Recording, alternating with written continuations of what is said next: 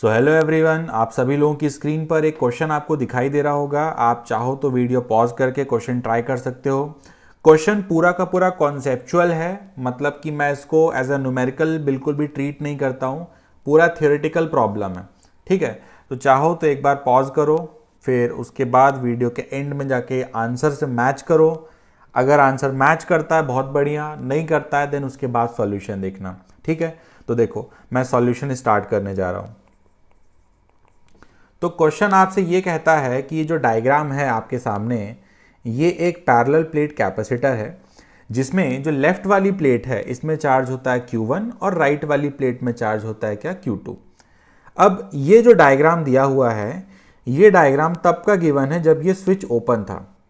अच्छा, ये वाले साइन का मतलब आपको पता होगा, इसका मतलब होता है क्या, अर्थिंग कर देना या फिर ग्राउंडिंग, ठीक है। तो यहाँ अर्थिंग की गई है। तो जो डायग्राम क्वेश्चन में दिया है वो मान लो इनिशियल डायग्राम था, और जो मैं आपके सामने बनाने जा रहा हूँ वो फाइनल डायग्राम रहेगा। फाइनल डायग्राम में ये जो स्विच है इसको हम क्लोज कर दे रहे हैं, तो ये मान लेते हैं स्विच क्लोज हो गया, ठीक है। और फाइनली मैंने मान लिया है कि यहाँ का जो पोटेंशियल होता होगा राइट वाली प्लेट का, ये पोटेंशियल ज़ीरो होता होगा क्योंकि इसको ग्राउंड किया गया है, ठीक है। अब सवाल ये है कि इस प्रॉब्लम को कैसे डील किया जाए। मतलब जैसे ही हम लिखते हैं कि यहाँ का पोटेंशियल ज़ीरो, सोच के तो बड़ा अच्छा लगता है कि अरे वाह, हमारे कॉन्सेप्ट तो क्लियर हैं, लेकिन इसके बाद अटक जाते हैं क्योंकि एक प्लेट की वजह से पोटेंशियल का फॉर्मूला हमको तो पता ही नहीं होता है ना। कोई कहता है हमसे चलो भाई प्लेट की वजह से पोटेंशियल बताओ, तो हम कहते हैं इनफाइनाइट होता है, बहुत सारा होता है। तो प्लेट की वजह से पोटेंशियल का फॉर्मूला हमारे पास है नहीं। हमारे पास अगर होता भी है तो प्लेट की वजह से जो पोटेंशियल डिफरेंस आता है उसका फॉर्मूला होता है, पोटेंशियल का फॉर्मूला नहीं है हमारे पास। तो फिर सवाल ये उठता है कि इसके आगे कैसे प्रोसीड किया जाए। पोटेंशियल ज़ीरो तो बोल दिया, लेकिन अब इसके आगे कैसे बढ़े, ठीक है। तो इस वजह से ये क्वेश्चन मुझे बहुत पसंद आया था कि इसके आगे बढ़ना थोड़ा सा मुश्किल लगता है शुरुआत में, ठीक है। तो देखो कैसे आगे बढ़ेंगे।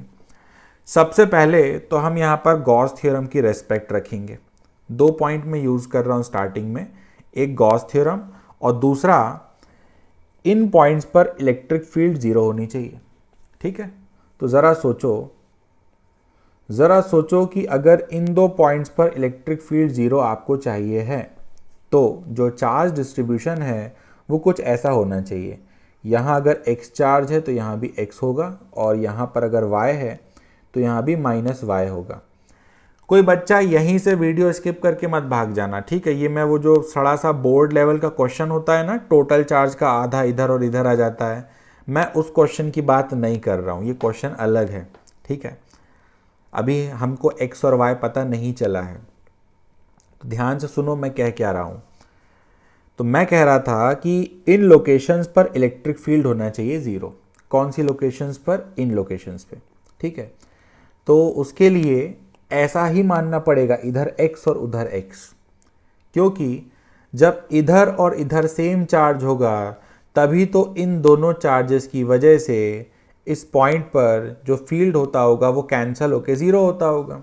ज़रा सोचो, इस वाले x की वजह से यहाँ फील्ड ऐसा, और वैसे इस वाले x की वजह से यहाँ पर फील्ड ऐसा। तो जब ऐसा होगा तभी तो यहाँ पर फील्ड ज़ीरो आएगा ना। तो इस वजह से इधर और इधर सेम चार्ज आता होगा, अब चाहे जितना आता हो, जो भी आता होगा सेम आता होगा। तो पहला कॉन्सेप्ट तो मैंने ये यूज़ किया। दूसरा, अगेन इस पॉइंट पर फील्ड ज़ीरो होना चाहिए, तो इनकी वजह से भी नेट इफेक्ट क्या होना चाहिए? ज़ीरो। इन दोनों की वजह से भी नेट इफेक्ट क्या होना चाहिए? ज़ीरो। तो इसकी और इसकी वजह से नेट इफेक्ट यहाँ पर ज़ीरो तभी होगा जब ये वाला पॉजिटिव हो तो इसकी वजह से इधर, और ये वाला नेगेटिव हो तो उसकी वजह से इधर। तो यहाँ पर भी नेट इफेक्ट कैंसिल होकर क्या हो जाएगा? ज़ीरो। तो कहानी का सार ये है कि अगर यहाँ पर मुझे नेट फील्ड ज़ीरो चाहिए है तो ये इक्वल होने पड़ेंगे और ये वाले अपोजिट होने पड़ेंगे, ठीक है। मान के चलते समझ में आता है, ठीक। आगे बढ़ते हैं। फिर देखो फिर ये जो इक्वल एंड अपोजिट चार्ज लिखा है ना, इसको आप एक और तरीके से कंफर्म कर सकते हो, and that method is Gauss theorem.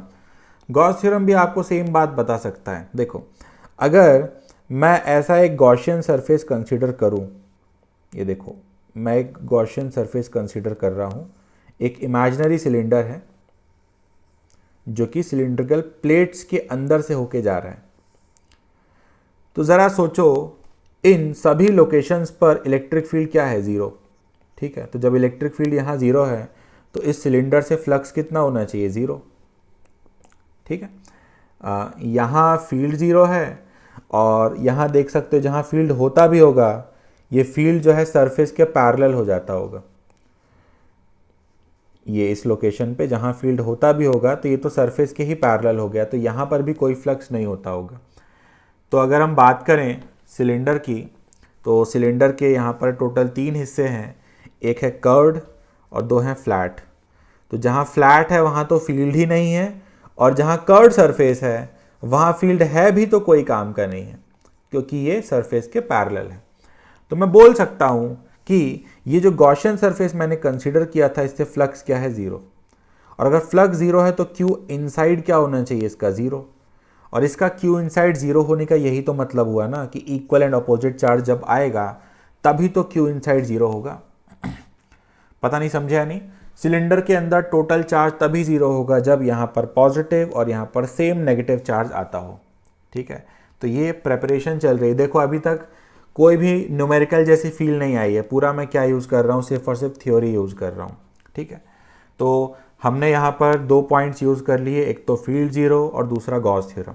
ठीक है, अब फाइनल जो सबसे इम्पॉर्टेंट पॉइंट है इस क्वेश्चन का, जिसकी हेल्प से आंसर आ जाएगा, जिसकी मैं बात कर रहा था स्टार्टिंग में, कि पोटेंशियल हम ज़ीरो लिख तो लेते हैं लेकिन पोटेंशियल का फॉर्मूला ही नहीं पता हमको। तो यहाँ पर हम क्या करते हैं, हम पोटेंशियल का ना डेफिनेशन यूज़ कर लेते हैं। याद करो पोटेंशियल का क्या डेफिनेशन था? पोटेंशियल का डेफिनेशन था कि 1 कूलम चार्ज को लेकर के आना है कहाँ से? इन्फिनिटी से। तो अगर आप 1 कूलम चार्ज को इन्फिनिटी से लेकर के आते हो इस लोकेशन तक, तो यहाँ से यहाँ लाने में जो आपकी मेहनत लगती होगी वो क्या होती होगी? ज़ीरो। अरे भाई, पोटेंशियल का यही मतलब होता था ना, याद करो।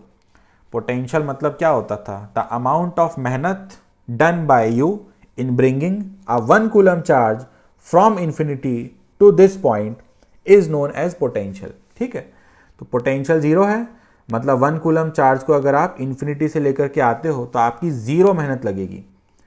अब अगर आपकी ज़ीरो मेहनत लग रही है तो इसका यही मतलब है ना कि जब आप इस 1 कूलम चार्ज को ऐसे लेकर के आते होगे तो ये 1 कूलम चार्ज कोई भी रिपल्शन फेस नहीं करता होगा। ये 1 कूलम चार्ज इस सिस्टम की वजह से कोई भी रिपल्शन फेस नहीं करता होगा, तभी तो आपकी ज़ीरो मेहनत लग रही है ना।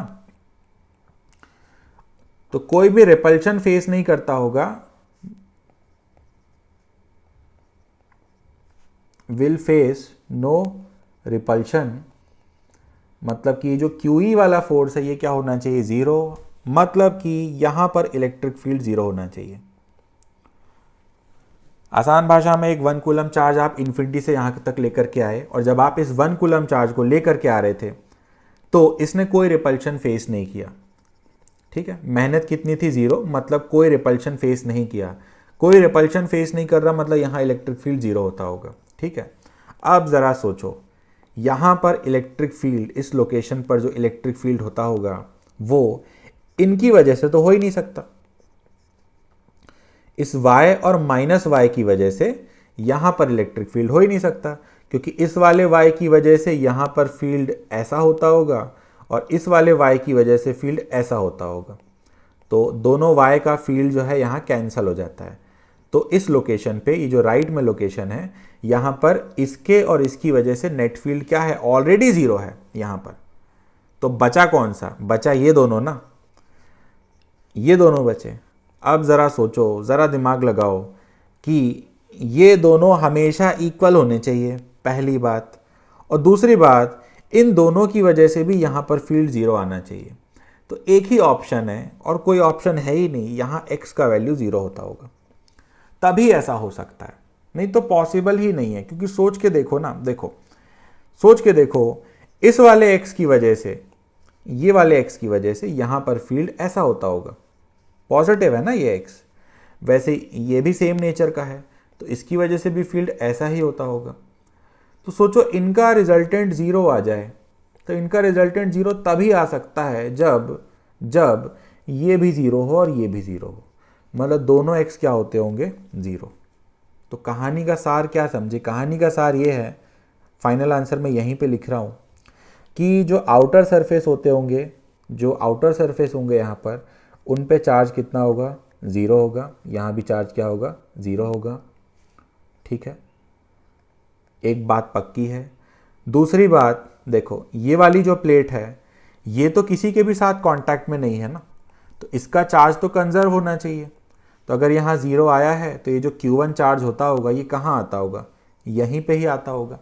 ठीक है, और फिर हमको पता है आमने सामने क्या आना चाहिए, इक्वल एंड अपोजिट। तो अगर यहाँ Q1 है तो यहाँ पर माइनस Q1 आया होगा। तो ये फाइनल चार्ज डिस्ट्रीब्यूशन हमको पता चल गया। ठीक है, फिर हमसे एक और सवाल पूछा गया था कि ये जो स्विच है उससे कितना चार्ज फ्लो किया।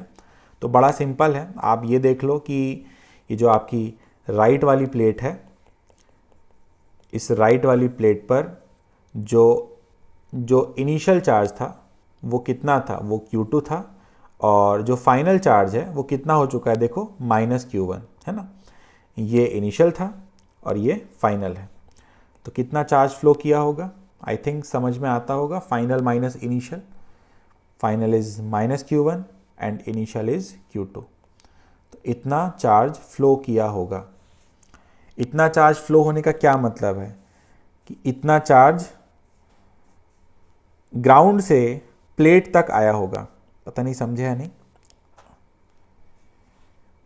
राइट वाली प्लेट की बात कर रहा हूँ। हाँ, राइट वाली प्लेट पे पहले कितना चार्ज था, प्लस Q2, और फाइनली कितना है, माइनस Q1।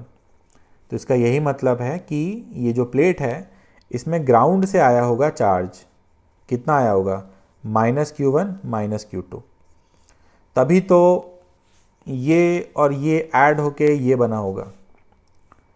ठीक है, नेगेटिव चार्ज ही हमेशा फ्लो करता है, ध्यान रखना, पॉजिटिव चार्ज फ्लो नहीं करता, हमेशा इलेक्ट्रॉन्स फ्लो करते हैं। इस वजह से जब भी बोला जाता है ना कितना चार्ज फ्लो किया, तो फिर हम ये नेगेटिव वाला आंसर देते हैं। तो कितना चार्ज फ्लो किया, ये इतना।